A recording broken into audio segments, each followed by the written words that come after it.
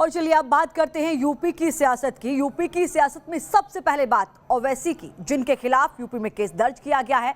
ओवैसी पर भड़काऊ भाषण देने के आरोप लगे हैं। बाराबंकी में क्या कुछ कहा था पूरे देश ने सुना, उत्तर प्रदेश ने सुना। 100 साल पुरानी मस्जिद गिराने का भी जिक्र किया। इस रिपोर्ट के जरिए समझिए। 17 मई को बाराबंकी में 100 साल पुरानी मस्जिद को शहीद कर दिया गया था ना। जिस जहरीली सियासत के लिए अज़दुद्दीन ओवैसी जाने जाते हैं, उन्होंने बाराबंकी की रैली में ठीक वैसा ही किया। अपने 3 दिन के यूपी दौरे के आखिरी दिन ओवैसी ने बाराबंकी में नफरत की सियासत को हवा देने की पूरी कोशिश की। गर्मी पैदा करने के लिए अपने ऑफिसर से कहा कि तोड़ दो मस्जिद को, बाराबंकी की जो 100 साल पुरानी मस्जिद थी। किसने आवाज उठाई उसके बारे में? यही वो भड़काऊ बयान है जिसकी वजह से बवंडर खड़ा हुआ। ओवैसी की भाषा को आपने सुनी, उनके भड़कीले अंदाज को आपने देखा। इसी तरह वो लोगों में जहर भरते हैं, माहौल को खराब करके सियासत करते हैं। इन्हीं बयानों के चलते ओवैसी के खिलाफ केस दर्ज किया गया है। योम आयोजक मंडल द्वारा आयोजन की शर्तों योम कोविड-19 प्रोटोकॉल का उल्लंघन किया गया तथा सांप्रदायिक सौहार्द बिगाड़ने का प्रयास किया गया है। इसी क्रम में थाना कोतवाली क्षेत्र अंतर्गत मुकदमा दर्ज किया गया है। ओवैसी पर कोविड प्रोटोकॉल तोड़ने का भी आरोप है, लेकिन सबसे गंभीर आरोप सांप्रदायिक सौहार्द बिगाड़ने का है। ऐसी ही जहरीली सियासत के जरिए ओवैसी अपना जनाधार बढ़ाने की कोशिश करते हैं, लेकिन यूपी के सियासी दलों का कहना है कि हैदराबाद के भड़काऊ भाईजान की उत्तर प्रदेश में दाल नहीं गलने वाली। हम सबका साथ, सबका विकास और सबके विश्वास की जो हमारा मूल मंत्र है, उसके तहत हम प्रदेश और देश को आगे बढ़ा रहे हैं। इसलिए हम तो घी के दिए जलाएंगे, लेकिन उनके लिए क्या है जिनके चिराग तले अंधेरा हो गया है। पिछली दफा भी ओवैसी ने यूपी से चुनाव लड़ा था। ओवैसी की पार्टी को महज 2% के करीब वोट मिले थे। ओवैसी दलित, पिछड़ों और मुसलमानों के गठबंधन की बात करते हैं, लेकिन उनकी एक कोशिश रंग लाती नजर नहीं आ रही। ओम प्रकाश राजभर के किनारा करने से ओवैसी की कोशिशों पर पहले ही पानी फिर चुका है। यही वजह है कि ओवैसी धार्मिक उन्माद फैलाने की कोशिश कर रहे हैं। T news nation.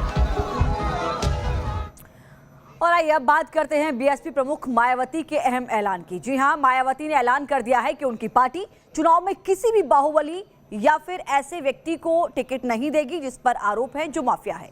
इस ऐलान से बीएसपी के विरोधियों में हड़कंप मचा हुआ है। ये रिपोर्ट देखिए।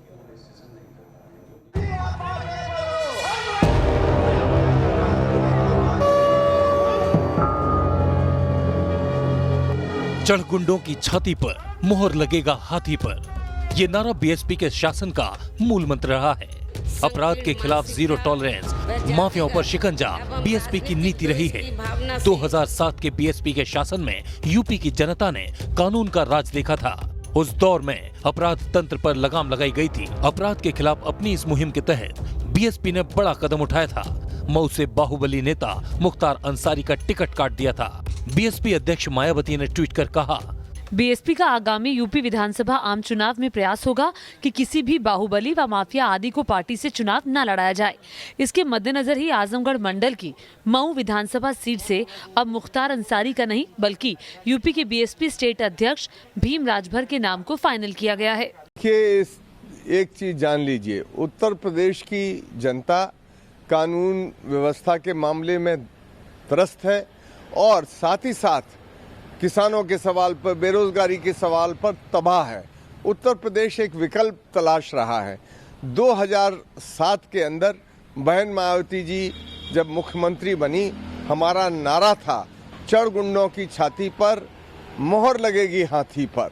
इसी प्रकार इस बार भी 2022 के चुनाव में जनता सर्व समाज के हित में और कानून व्यवस्था जो ध्वस्त पड़ी है, किसान निराश है, नौजवान परेशान है, दर दर भटक रहा है, इस तर्ज पर उत्तर प्रदेश में बहुजन समाज पार्टी चुनाव लड़ेगी। बीएसपी प्रमुख ने ट्वीट कर ये कहा, बीएसपी का संकल्प कानून का राज के साथ ही यूपी की तस्वीर को भी अब बदल देने का है और देश ही नहीं बल्कि बच्चा बच्चा कहे कि सरकार हो तो बहन जी की सर्वजन हिताय सर्वजन सुखाय जैसी। साथ ही बीएसपी जो कहती है वो करके भी दिखाती है। यही पार्टी की सही पहचान भी है। सियासत को अपराध मुक्त करने का मिशन है बीएसपी का, लेकिन इस मिशन में कुछ सियासी दल रोड़ा अटका रहे हैं।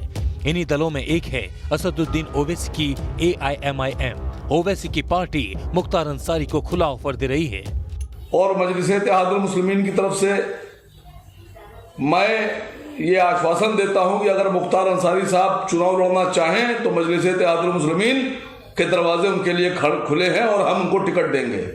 विरोधी लाख साजिशों का जाल बिछाएं, लेकिन हाथी चलेगा अपनी चाल।